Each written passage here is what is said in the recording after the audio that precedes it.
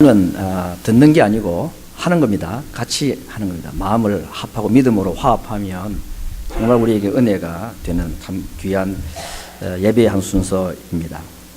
미국 사람들 사이에 있는 일종의 그 조크 같은 것인데, 결혼에 관한 이런 얘기가 있습니다. 한 사람이 결혼하기 위해서는 반지 3개를 껴야 된다. 첫 번째는 약혼 반지, 인게이지먼트 링. 두 번째는 결혼 반지, 웨딩 링. 세 번째는 서프링, 고통입니다. 결혼, 인생의 최대 행복이라고 할 수 있는 이 결혼을 이야기할 때도 고난을 이야기하지 않으면 얘기가 안 될 정도로 인생은 이 고난과 뗄래야 뗄 수 없는 관계 속에 있다 하는 것입니다.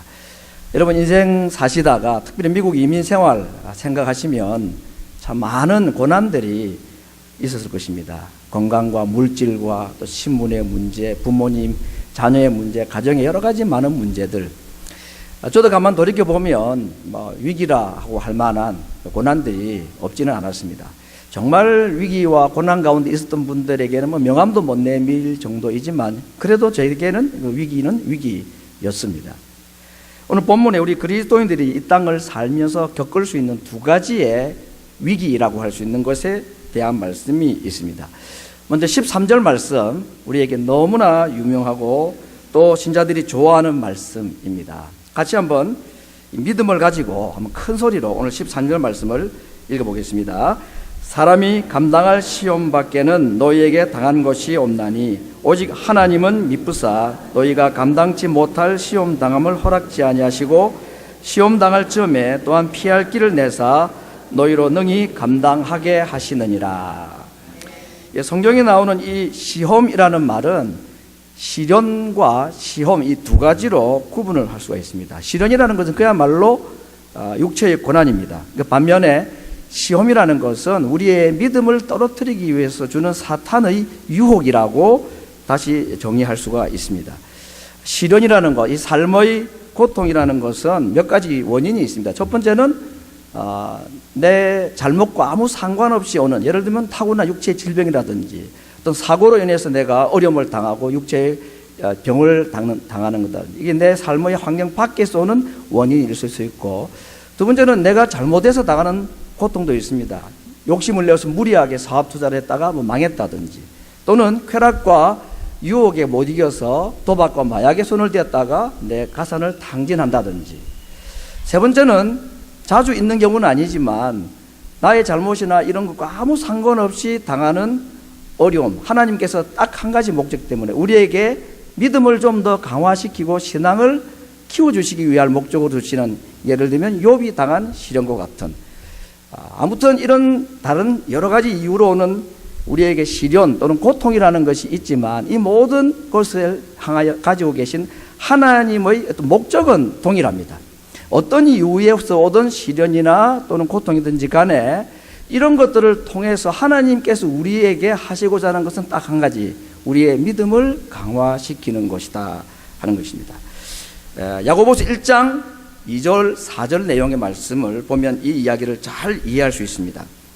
내 형제들아, 너희가 여러 가지 시험을 만나거든 온전히 기쁘게 여기라. 이는 너희 믿음의 시련이 인내를 만들어내는 줄을 너희가 알미라. 인내를 온전히 이루라. 이는 너희로 온전하고 구비하여 조금도 부족함이 없게 하려 함이라. 시련이 한두 가지가 아니고 여러 가지라. 종류도 많고 횟수도 참 많다 하는 이야기입니다. 이런 어려움이 있을 때에 기쁘게 여기라고 사도 요한이, 야고보가 우리에게 말해주고 있는데, 그 이유가 무엇입니까? 이 시련이 우리에게 무엇을 주니까? 인내라는 것을 만들어내기 때문이다. 아니, 기껏 시련이 주는 열매가 인내인가? 그런 생각이 들지 모르겠습니다만은 이 인내라는 것이 어떤 것인지를 알면 참 큰 약속이 아닐 수 없습니다. 한 가지 더 성경 말씀을 제가 소개합니다. 로마서 5장 3절 이하에 이 인내에 대한 말씀이 나옵니다. 다만 이뿐 아니라 우리가 환난 중에도 즐거워하나니, 환난은 인내를, 인내는 연단을, 연단은 소망을 이루는 줄 압니다. 여러분, 환난이 뭘 만들어낸다 그럽니까? 인내를 만들어낸다고 했는데, 여기까지 보면 시험이 우리에게 인내를 준다는 야고보의 이야기와 같은 이야기입니다. 그런데 여기서 끝나지 않고 환난으로 시작된 인내는 그 다음에 연단을 만들고, 연단은 소망을 만들고, 그리고 그 다음 구절에 나오는 말씀 보면은 이 소망은 우리를 부끄럽게 하지 아니한다. 이렇게 약속했습니다. 그러니까 이 연단이라는 것이 무엇인가, 인내라는 것을 우리가 알게 되면 우리에게 주는 이 환난이 주는 유익이 얼마나 좋은가 하는 것을 알 수 있는데, 인내라는 이 말은, 인내를 통해서 주어지는 소망, 연단이라는 것은 뭐냐면 원래 의미는 그렇습니다. 연단이라는 말은 테스트가 끝난 인격 또는 증명된 인격, 합격품이다 그 말이죠. 당신은 통과했다, 합격이다 하는, 이게 바로 환난이 인내가 만들어내는 연단입니다. 그리고 그 합격 통지서가 딱 오게 되면 우리에게 무엇이 주어지느냐? 최종적으로 소망이 주어지는데, 이 소망은 우리를 부끄럽게 하지 아니한다. 여러분, 참 이 세상에 아름다운 단어들이 많이 있지만 참 소망이라는, 우리 그리스도인들에게 이 소망이라는, 또 희망과는 다른 단어인데, 소망이라는 것이 정말로 큰 위로가 되고, 이 소망만 있으면 사실은 힘든 어려운 인생살이도 이겨낼 수 있지 않습니까? 이 소망이 어디서 출발했다 그랬습니까? 이 소망의 첫 출발지가 놀랍게도 환난이었다는 것입니다. 환난 없으면 소망도 없다 하는 것입니다. 어떻게 보면 환난은 우리에게 소망을 꺾어버리는 우리 적일 것 같은데, 하나님은 이것을 잘 이용하게 되면 오히려 이 모든 세상의 고통을 이겨낼 수 있는 소망을 만들어내는 소스로 이 환난이라는 것을 이용하신다 하는 것입니다. 그래서 오늘 이 야고보와 바울의 말을 종합해 보면 이 시련에 대해서 우리 몇 가지 하나의 이론을 추론해낼 수가 있겠습니다. 시련을 만날 때 우리가 온전히 기쁘게 여겨야 될 이유는 그 시련이 인내를 만들어내고, 이것이 결국 우리에게 부끄럽지 않게 하는 소망을 만들어내기 때문이라 그랬습니다. 그래서 환난은 우리에게 소망으로 가는 첫 발걸음과도 같다 하는 것입니다. 그런데 뭐 환난 당한 사람이 다 소망만 가지면 환난을 싫어할 사람이 누가 있겠습니까? 그 환난이 인내와 연단을 거쳐서 소망이 되기 위해서 해야 될 일이 있습니다. 우리에게 야고보서 1장 5절 말씀을 우리가 보면, 너희 중에 누구든지 지혜가 부족하거든 모든 사람에게 후히 주시고 꾸짖지 아니하시는 하나님께 구하라. 시련을 당할 때 해야 될 일이 무엇입니까? 이 시련이나 환난이 인내와 연단을 거쳐 소망이 되게 하기 위해서 우리가 할 일이 있습니다. 그게 무엇이라고 그랬습니까? 기도라고 그랬습니다. 환난을 당한 자가 기도하게 되면 오늘 본문에 나와 있는 하나님을 피할 길이 우리에게 보이지만, 환난 당할 때 기도를 피하게 되면 하나님이 준비해 놓으신 피할 길이 아닌 사탄이 준비해 놓은 타협길을 찾게 되는 것입니다. 그게 이제 믿음에서 떨어지는, 유혹의 길로 떨어지는 과정입니다. 그렇게 볼 때에 환난이라는 것이 기도의 갈림길에서 우리에게 믿음을 더 크게 하고 우리의 신앙을 강화시키는 복이 되는 소망으로 가는 길이 될 수도 있고, 이것을 잘못 우리가 다루게 되면 오히려 있는 믿음마저도 잃어버리고 믿음에서 떨어지게 되는 그런 위험한 요인이 되기도 하는 것입니다. 그야말로 위기인 동시에 기회가 될 수 있고, 기회일 수도 있고 위험일 수도 있는 것이 이 환난입니다. 무엇에 의해서 이 환난이 기회와 위기로 갈라지게 되느냐, 우리가 어떻게 대하느냐, 기도의 자세가 어떠냐에 따라 달려있다. 이것이 오늘 바울과 야고보의 말씀을 요약하면 그렇게 될 것입니다. 자, 시련을 당할 때는 뭐 할 때입니까? 기도할 때이다. 이것이 성경의 일관적인 가르침이죠. 시련을 당할 때에 기도를 하게 되면 우리에게 유익이 있습니다. 어떤 유익일까? 저는 세 가지 유익이 있다고 봅니다. 첫 번째는 앞에 말씀드린 대로 믿음이 강해집니다. 이걸 다르게 말하면 우리의 영혼이 아주 튼튼해지는 것입니다. 여러분, 기도하면 확실히 우리의 믿음은 강해집니다. 기도하면 확실히 우리의 영혼이 힘을 얻습니다. 육체의 연습도 약간의 유익이 있다 그랬죠. 40대, 50대 좀 배 나오고 뚱뚱한 아줌마 아저씨가 정신 차리고 운동 좀 해야 되겠다, 운동도 하고 다이어트 좀 하면 글쎄요, 한 달이 안 가서 몸이 딱 표가 납니다. 그렇죠? 안 해보셨습니까? 육체의 연습은 분명히 약간의 유익이 있습니다. 근데 경건의 연습은 범사에 유익합니다. 확실합니다. 육체도 조금은 연습하면 몸이 딱 벌써 반응을 하는데, 우리가 영혼의 훈련을 하고 경건의 훈련을 하게 되면 우리의 영이 즉각적으로 반응합니다. 내가 먼저 믿음이 강해지고 영적인 힘이 우리에게 막 솟구쳐 오르는 것을 느끼게 됩니다.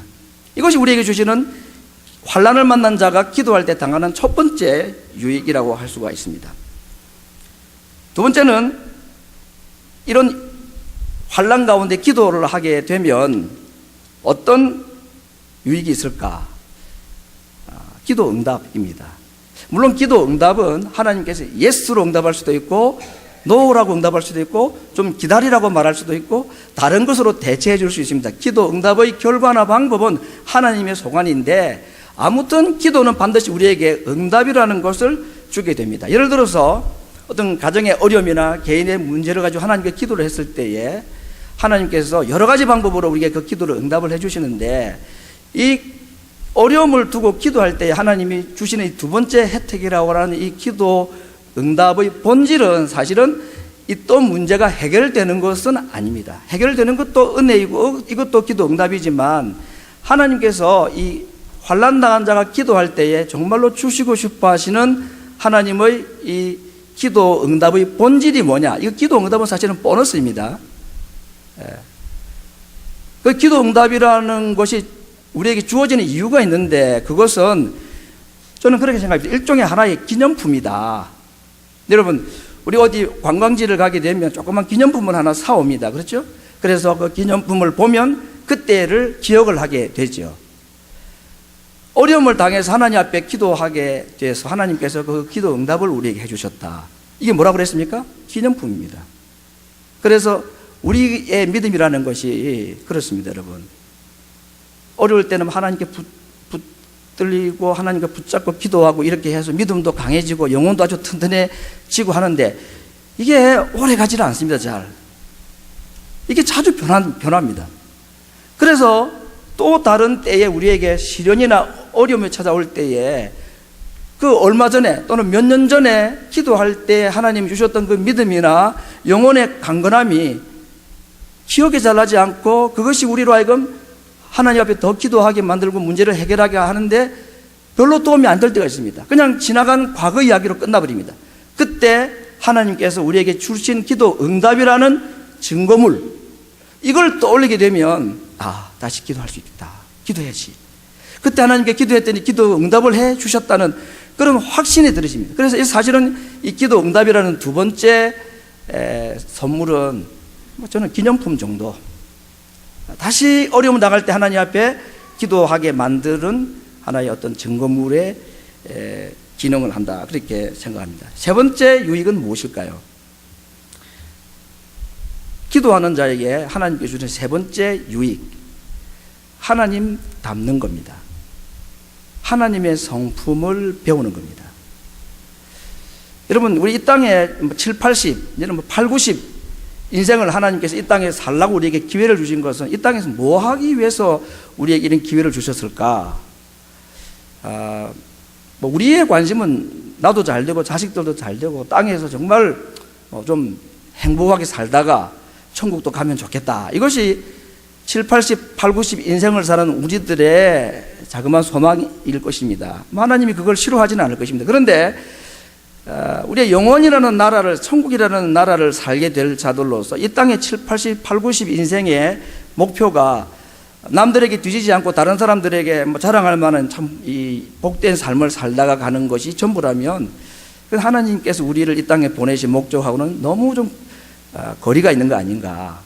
좀 어려운 얘기고 받아들이기가 쉽지 않을지 모르지만 성경은 우리에게 말씀하셨습니다. 이 땅의 삶의 목적과 이유는 무엇인가?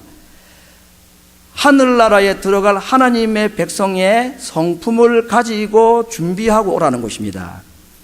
이 땅은 천국 갈 준비라는 것이 아니고 천국 갈 사람 되는 준비라는 것입니다. 하나님 닮은 사람으로 준비되어서 하나님 나라에 오기를 원하시는 겁니다. 그 하나님의 성품입니다. 그걸 신의 성품이라고 말했고 갈라디아 5장에서는 그것을 성령의 9가지 열매의 성품으로 말씀하기도 했습니다. 그런데 하나님께서 우리의 성품을 하나님 성품으로 바꾸는 가장 좋은 도구가 무엇인가? 환난이다 하는 겁니다. 시련이라는 것입니다. 그걸 시련당하면 기도 안 하는 성도들은 할 수 없지만 좀 정신을 차리고 기도를 하게 되면 하나님께서 믿음 주시고 영혼도 강건하게 해주시고 기도 응답도 주시고 더 나아가서 우리의 성품마저도 하나님을 닮은 성품으로 변화시키시는 이 삼중의 유익이 환난과 시련을 통해서 주어지는 것이다 하는 겁니다. 이 세 가지 중에 우리는 보통 두 가지에 관심이 많죠.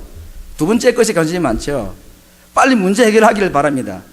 그러나 하나님은 우리에게 어려움과 시련을 주실 때는 기도해가지고 그 문제 하나 달랑 해결하라고 주시자고 목적이 아닙니다. 첫째는 우리의 믿음을 키워주시고 우리의 영혼을 강건하게 해주시죠. 그 믿음과 영혼의 잘됨을 가지고 이 세상을 넉넉히 싸워 이기는 믿음의 사람 되게 하기 위해서 우리에게 그런 어려움과 환난을 주시는 것입니다.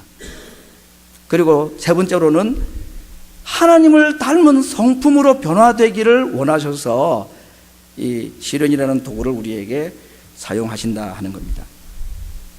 자, 이제 한번 시련에 대한 정리를 하겠습니다. 제가 방금 드린 말씀의 내용입니다.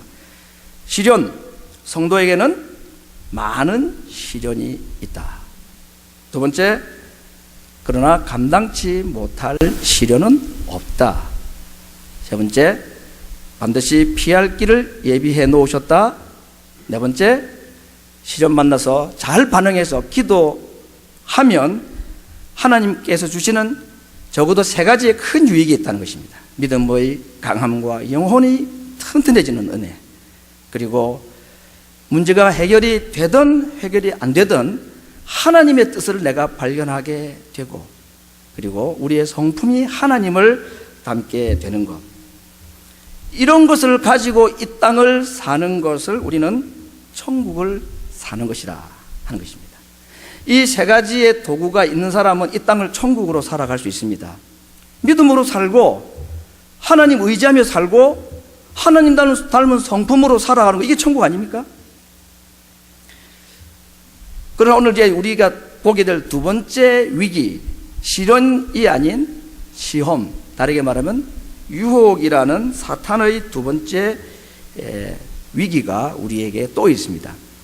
오늘 본문 12절에 손줄로 생각하는 자는 넘어질까 조심하라고 했습니다. 인생의 시련을 잘 이겨낸 후에 또 찾아오는 하나의 위기가 또 있습니다. 바로 안일과 교만이라는 통로를 통해서 들어오는 사탄의 유혹입니다. 시련과 고통을 만날 때는 우리가 죽을 각오로 하나님 앞에 매달리고 기도하다가 그것이 문제가 없어지고 해결되고 나면 아무래도 좀 안일해지기가 쉽고 우리가 약해지기가 쉽습니다. 이것이 일반적이고 보통 사람들이 그렇게 가는 어떤 코스 아닌가 싶습니다. 그런데 이 첫 번째 위기인 시련 때보다는 이 두 번째 위기가 사실은 더 위험합니다. 사탄은 우리가 시련 당할 때 기도하는 모습을 보면 일단 한 발짝 후퇴를 합니다. 왜냐하면 사탄이 기도하는 사람을 절대로 못 이기기 때문이었습니다. 그런데 이 기도하는 모습을 보고 한 발짝 물러간 사탄이 영원히 우리를 떠난 게 아닙니다. 언제든지 다시 우리를 다시 재공격을 해옵니다. 그때가 언제일까요? 사탄이 우리에게 노리는 공격하기 좋은 타이밍이 언제일까요? 안일할 때입니다. 교만할 때입니다. 문제가 없어서 믿음이 끈이 느슨해질 때, 그때가 사탄이 우는 사자로 돌변해서 우리를 공격해옵니다. 그런데 대체의 경우는 우리를 공격하는 사탄 자체를 느끼지 못하면서 고스란히 당하는 경우들이 많습니다. 대표적인 경우가 다윗이라고 할 수 있겠죠.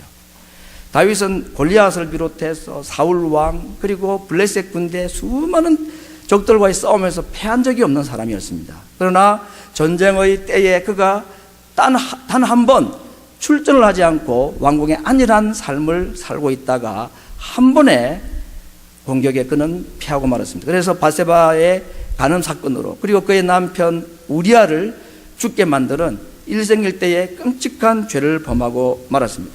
모세도 무너졌고 베드로도 이 안일의 덫에 많이 걸려 넘어졌습니다. 사탄이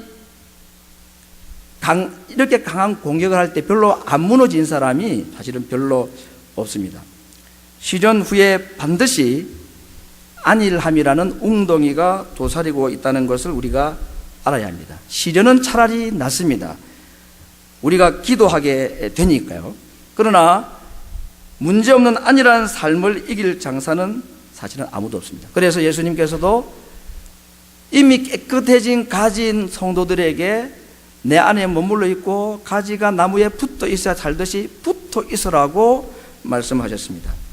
구원은 우리가 값없이 얻게 되지만 구원받은 성도의 은혜의 삶은 대가 없이 우리에게 주어지지 않습니다.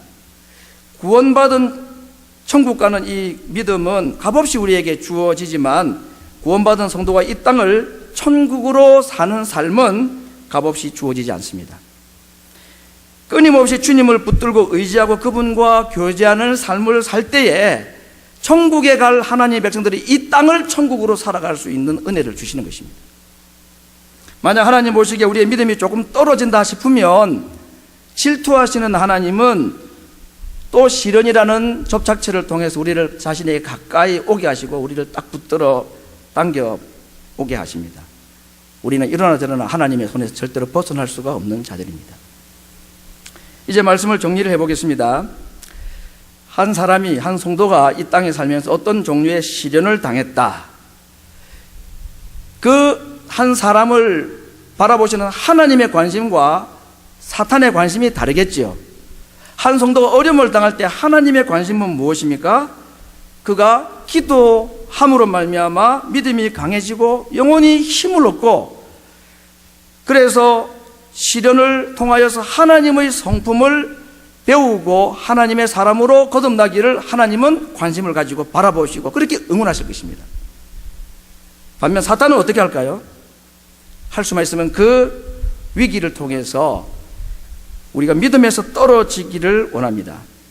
사탄은 우리의 건강이나 물질이나 행복 이런 것에 대해서는 관심이 조금도 없습니다. 물질의 어려움을 이용하든지 반대로 물질의 부유함을 이용하든지 사탄이 우리를 향하여 가지고 있는 유일한 관심은 무엇일까요? 우리로 하여금 믿음에서 떨어지게 하는 것입니다. 사탄이 자기가 할 수 없는 것을 압니다. 우리에게 아무리 어려움을 주고 아무리 좋은 환경을 허락해도 우리의 구원은 사탄이 빼앗아갈 수 없다는 것을 사탄 자신이 더 잘 압니다. 그러고 보면 사탄이 우리보다도 우리의 구원의 확신을 더 잘하고 있는 것이죠. 더 확신합니다. 그러나 사탄이 할 수 있는 것이 있습니다. 그건 무엇이냐? 이 땅에서 믿음에 떨어진 삶을 살도록 하는 것은 사탄이 할 수 있고, 이것이 오늘 구원받은 우리 성도들을 향한 사탄의 집요한 관심사입니다. 천국에 가느냐 못 가느냐는 사탄에 관여할 바도 아니기 때문에 거기에 대해서는 관심을 가지지 않습니다. 이렇게 살든 저렇게 살든 구원받을 자에 대해서 그가 구원을 무효화할 수 없다는 걸 알기 때문에 그런 전략을 바꾸는 것입니다. 하나님을 믿는 백성들에게 믿음 떨어지게 살도록, 그의 영혼이 정말로 가난해가지고 힘없이 살도록, 그래서 다른 사람들과 성품 때문에 좌충우돌하고 다투고 고통 가운데 살아가도록, 믿음 없이 하나님을 의지하지 못하고 세상적인 방법으로 이 땅을 자기 생각대로 살아가도록 하는, 하나님이 만드신 피할 길이 아닌 타협길로 가면서 우리의 믿음이 점점 떨어지도록 하고, 그래서 천국에나 가도록. 정말 비참한 얘기 아닙니까? 이 땅을 지옥같이 살다가 천국에나 가는 것, 이게 사탄이 우리에게 바라는 것입니다. 그래서 때로는 위기라는 걸 통해서, 때로는 안락함이라는 걸 통해서 할 수만 있으면 우리로 하여금 그런 믿음에서 떨어지도록 하는 것입니다. 그 전략을 안다면 우리가 앉아서 당할 수만은 없지요. 환난의 때도 기도하는 것이고, 아니랄 때는 더 하나님 앞에 조심하고 기도할 때라는 사실을 알아야 한다는 것입니다. 아무리 우리에게 환난을 주어도 우리의 믿음을 뺏어갈 수 없고 우리의 구원을 무효화할 수 없다는 이 사탄, 할 수만 있으면 이 땅에서 하나님 없이, 하나님 의지하지 않고 살도록 우리에게 이런 방법 저런 방법, 이런 위기 저런 위기를 통해서 우리를 공격하는, 이것이 사탄의 전략이라는 것을 우리가 알아야 합니다. 그래서 속지 말아야 합니다. 성도들을 향한 하나님의 관심은, 하나님의 목표는 이 땅을 천국처럼 살다가 천국 가게 하는 것이지만, 사탄은 이 땅을 지옥처럼 살다가 천국 가게 하는 것이 성도를 향한 사탄의 목적입니다. 시련을 만날 때 우리가 조심해야 하지만 오히려 기뻐해야 될 이유가 있습니다. 내 약한 믿음을 키울 수 있는 절호의 기회이기 때문입니다. 문제가 해결되든지 해결되지 않든지 하나님께서 내 문제를 해결해 주시든지 아니면 내게 있는 그 문제가 더 이상 내게 문제가 되지 않도록 내 마음을 하나님이 지켜주시든지 어떤 형태로든지 문제는 기도하는 자 앞에서 해결될 것이기 때문에 우리는 시련을 기뻐해야 된다고 그랬습니다.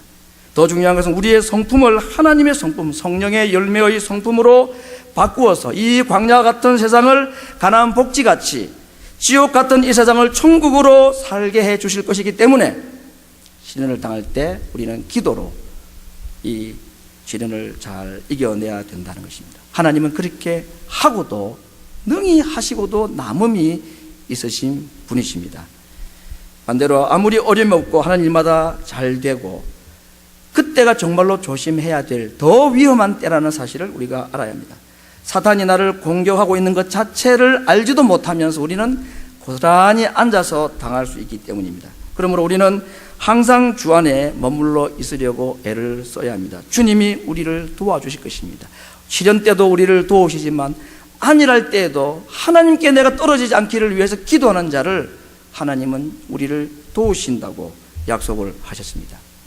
지난 한 주간에 제가 한 가정을 방문을 했습니다. 가정에 기쁜 일이 있고 축하하고 즐거워할 일이 있어서 신방을 하고 말씀을 드리면서 제가 이 말씀을 전했습니다. 정말 지금이 조심해야 될 때이다. 지금 하나님 앞에 정신을 차릴 때이다. 오늘 밤 당신이 혹시 축배의 잔을 기울일 것이 아니라 십자가 앞에 나가서 오늘 이 기쁨을 하나님께 겸손하게 내려놓고 하나님이 하셨다고 고백하고 그리고 그 하나님 앞에 안일한 마음에 이 사탄의 유혹에 넘어가지 않도록 더 큰 위기가 내게 찾아올 수 있다는 사실을 알고 그야말로 정신을 차리고 우는 사자와 같던 사탄을 대적해야 될 때라고 제가 소개를 했습니다. 그리고 그분이 그 문제를 두고 자기가 기도를 하는데 함께 제가 기도를 하라고 했더니 기도를 했습니다. 하나님, 오늘 주신 이 기쁨을 참 감사합니다. 그러나 이때 제가 믿음에서 떨어질 수가 있다는 것을 알고 이 내 삶을 통해서 하나님이 완전히 영광을 받기를 원하고 내 이름이 드러나지 않기를 원합니다. 혹시 섰다고 생각될 때에 넘어질까 조심하라고 하셔서 다시 한번 신앙의 경각심을 일깨우고 하나님 앞에 기도합니다 하고 그가 기도를 했습니다. 성도 여러분, 성도가 당하는 두 가지 큰 위기, 시련과 유혹, 그러나 사실은 평안한 가운데 가지는 이 안일함이 우리에게 더 큰 위기가 될 수 있음을 알고 오히려 우리에게 시련은 우리의 믿음을 강화시키고 하나님을 더 의지하게 만들고 그리고 하나님의 성품으로 나아가는 좋은 하나님의 선물이 될 수가 있지만 성공한 후에 우리가 넘어지기 쉬운 이 안일함의 위기를 우리가 날마다 경각심을 가지면서 기도하는 그러한 주님의 백성들이 될 수 있기를 간절히 바랍니다. 우리 같이 한번 말씀을 가지고 기도하겠습니다. 혹시 가운데